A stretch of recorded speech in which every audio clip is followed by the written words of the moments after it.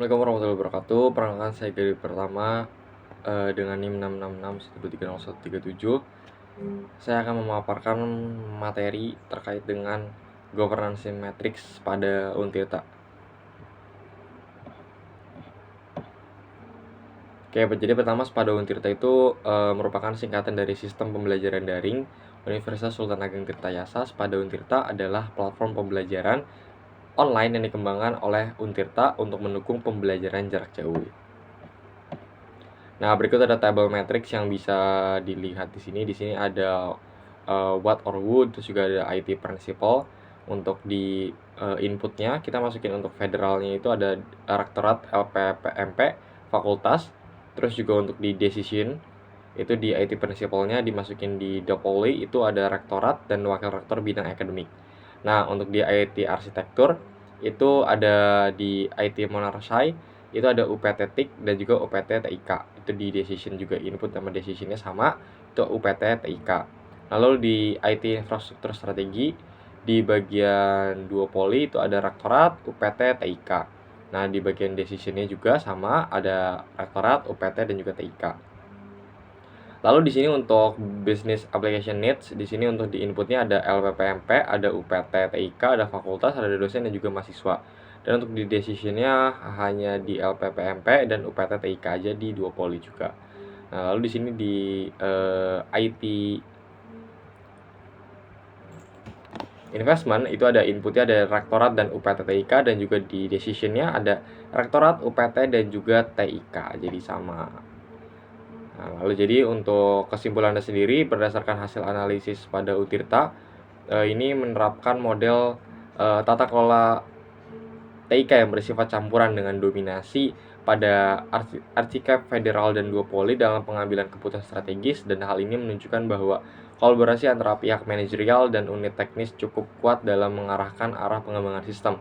Pada aspek teknis seperti arsitektur sistem, UPT TIK memegang kendali utama atas keputusan teknis dan pengelolaan infrastruktur. Nah, keterlibatan unit seperti fakultas dan juga LPPMP mencerminkan adanya unsur federal, terutama dalam penyusunan kebutuhan aplikasi pembelajaran yang lebih kontekstual dan sesuai dengan kondisi lapangan. Nah, selain itu juga tidak ditemukan unsur anarki yang menandakan bahwa tata kelola Spada Untirta sudah cukup terkendali, terstruktur, dan tidak bersifat bebas tanpa arah yang jelas.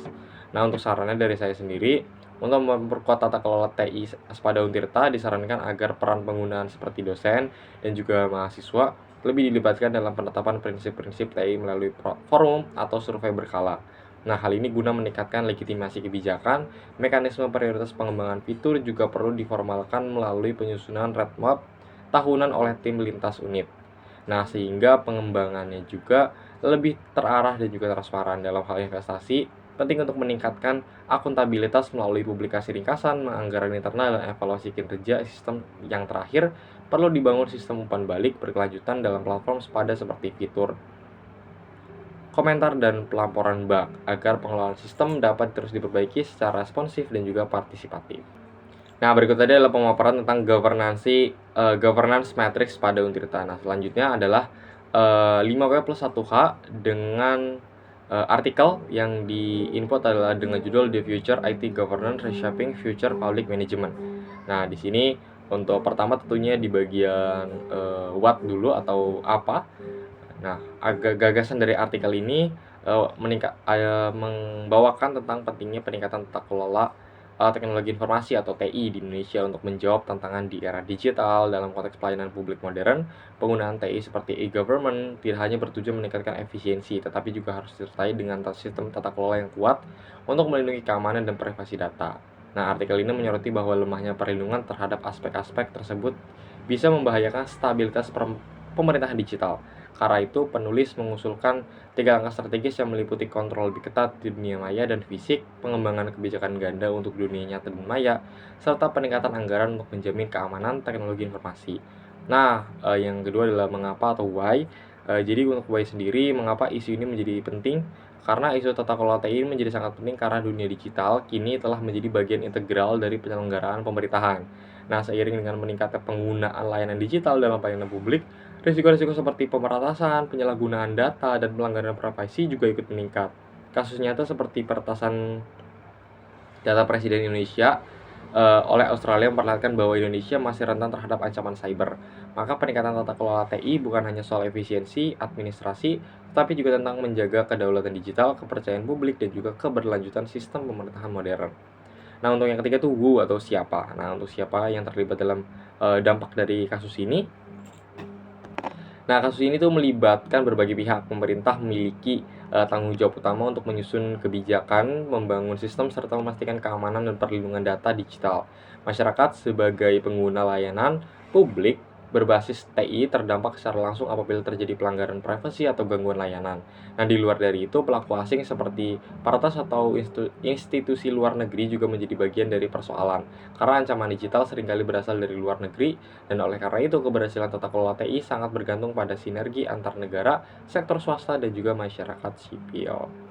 Nah, ini ada juga where, di mana isu itu terjadi. Jadi permasalahan tata kelola TI yang dibahas dalam artikel ini juga berfokus pada konteks Indonesia. Namun, karena sifat teknologi informasi lintas batas, isu ini juga berkaitan dengan dinamika global. Dunia maya tidak memiliki batas fisik, sehingga kebijakan dan sistem yang diterapkan di Indonesia perlu selaras dengan standar dan tantangan internasional. Nah, hal ini menjadi penting untuk memperkuat posisi Indonesia di tengah arus globalisasi digital yang semakin cepat. Nah, terus juga ada when, kapan. Sejak kapan masalah tata kelola TI mulai menjadi perhatian di Indonesia? Nah, masalah tata kelola TI ini menjadi perhatian serius di Indonesia sejak penerapan e-government semakin meluas. Nah, terutama dalam 2 dekade terakhir, seiring dengan meningkatnya penggunaan internet untuk pelayanan publik, pemerintah mulai menghadapi berbagai tantangan besar, seperti kebocoran data, serangan cyber, dan juga penyalahgunaan informasi. Nah, kasus peretasan data pribadi Indonesia oleh Australia menjadi satu titik baik yang memperjelas bahwa Indonesia membutuhkan sistem tata kelola TI yang jauh lebih kuat dan struktur dalam konteks global. Perhatian terhadap isu ini juga meningkat sejak lahir 1990-an hingga sekarang sejalan dengan berkembangnya era digital. Nah, yang terakhir adalah bagaimana atau how. Jadi, bagaimana langkah konkret yang dapat dilakukan untuk memperbaiki tata kelola TI di Indonesia.